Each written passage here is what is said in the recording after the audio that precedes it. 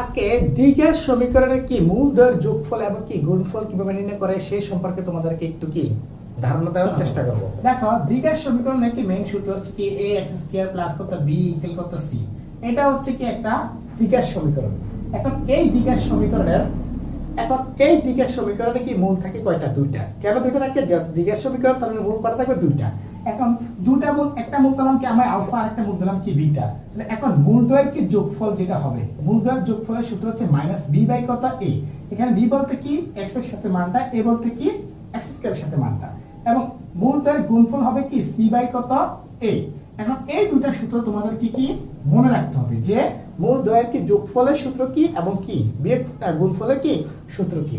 এখন তুমি কি এই যোগফলের সাহায্যে তুমি কি বিয়োগফল কি কিন্তু নির্ণয় করতে পারো। কিভাবে?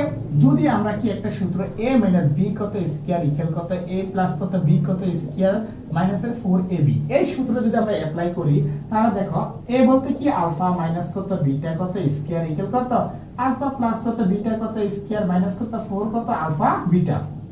এখন আমি বের করব কি আলফা মাইনাস বিটা, ঠিক না? এখন আলফা প্লাস বিটার মান কত? মাইনাসের b বাই কত a উপরে স্কয়ার মাইনাস 4 ইনটু কত আলফা বিটার মান কত আমার c বাই কত a। এখন আমি যদি ক্যালকুলেশনটা করি তাহলে মাইনাস b স্কয়ার বলতে কি শুধু b স্কয়ার আর নিচে স্কয়ার মাইনাস কত 4 কত c বাই কত a।